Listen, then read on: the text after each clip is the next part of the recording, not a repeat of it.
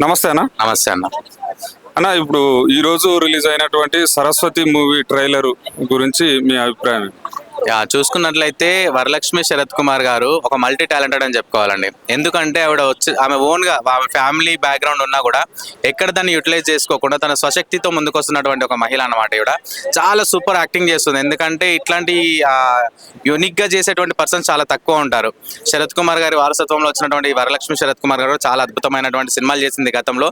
ఇప్పుడు కూడా సరస్వతి అనేటువంటి ఒక సస్పెన్స్ థ్రిల్లర్ సినిమా తీస్తుంది. దాంట్లో ప్రత్యేకత ఏంటంటే తనే డైరెక్షన్ చేస్తుంది, తనే ప్రొడ్యూసర్ చేస్తుంది, తనే యాక్టింగ్ చేస్తుంది.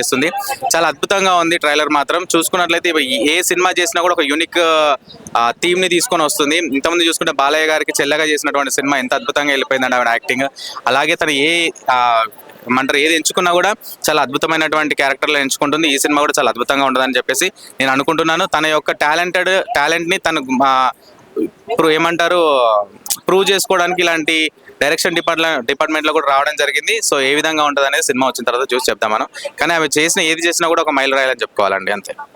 అయితే ఈ మూవీలో ప్రకాష్ రాజు, రావు రమేష్ లాంటి మంచి నటులు కూడా ఉండడం జరిగింది. వీళ్ళ వల్ల ఇంకా సినిమాకి హైప్ వచ్చే ఛాన్స్ ఖచ్చితంగా అండి. ప్రకాష్ రాజు గారు అనగానే మనకు ఒక్కడో సినిమా గుర్తుకొస్తుంది. ఆయన యాక్టింగ్ ముంగట ఎవరైనా తక్కువే అనిపించేటువంటి సీన్స్ ఆ సినిమాలో ఉండడం జరిగింది, బద్రీలో కానివ్వండి. అలాగే రావు రమేష్ గారు ప్రకాష్ రాజు గారిని మించి ఆ క్యారెక్టర్స్ చేసినారు. కొత్త బంగారులో ఒక సినిమాతో ఆయన లాంచ్ అయిపోయి తన క్యారెక్టరైజేషన్ ని చాలా పెంచుకుంటూ వచ్చినాడు. ఈ ఇద్దరిని కలిపి ఈవిడ ఈ సినిమాలో యూజ్ చేస్తుంది అంటే ఖచ్చితంగా ఒక మంచి వాళ్ళ పాత్రకి తగినటువంటి క్యారెక్టర్స్ ఉన్నాయి, ఏమంటారు ఆ ఫీల్ ని తీసుకొస్తుంది అని చెప్పేసి అనుకుంటున్నాను నేను. ఖచ్చితంగా ఈ సినిమా మాత్రం అద్భుతంగా ఉండబోతుంది. ఎందుకంటే మీరు చెప్పినట్టుగా యాక్టర్స్ ని చూస్తుంటేనే మనం అనిపిస్తుంది రావు రమేష్ గారు తక్కువ మామూలు మనిషి కాదు, ప్రకాష్ రాజ్ గారు కూడా మామూలు మనిషి కాదు, వేరే లెవెల్లో ఉండబోతుంది అని చెప్పేసి అనుకుంటున్నాను నేను.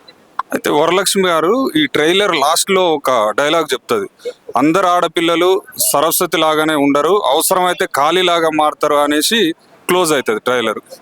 దాని గురించి అంటే నిజమే కదండి. ఏ అమ్మాయి అయినా కానీ చదువుకు ఒకటే కాదు, అవసరానికి కాళీమాతలా కూడా మారిపోవాలని చెప్పేసి ఒక చిన్న డైలాగ్ ని జనాలకు పంపించేసింది. అంటే సినిమా చెప్పగానే చెప్తుంది నేను ఎంత సైలెంట్ గా ఉన్నా కూడా తర్వాత నేను సినిమా క్లైమాక్స్ లో నా పాత్రని ఈ విధంగా రఫ్ గా ఉండేటట్టుగా ఉన్నదని చెప్పేసి, అంటే అమ్మాయికి జరిగినటువంటి ఏదో ఉండుంటది సినిమా స్టోరీలో, ఆమెకు జరిగినటువంటి నష్టాలని, ఆమెకు జరుగుతున్నటువంటి కష్టాలని చూపించేటువంటి సినిమాని అది ఏ విధంగా ఎదుర్కొంది అమ్మాయి అనే సినిమాని తిను డైరెక్షన్ చేస్తుంది. అంటే ఆ సినిమాలో ఏదో జిమ్మికుంటేనే మనం అనుకోవాలి. అలాంటి అద్భుతమైన డైలాగ్స్ ఉన్నాయంటే సినిమా కూడా బాగుండబోతుంది అని అనుకుంటున్నాను.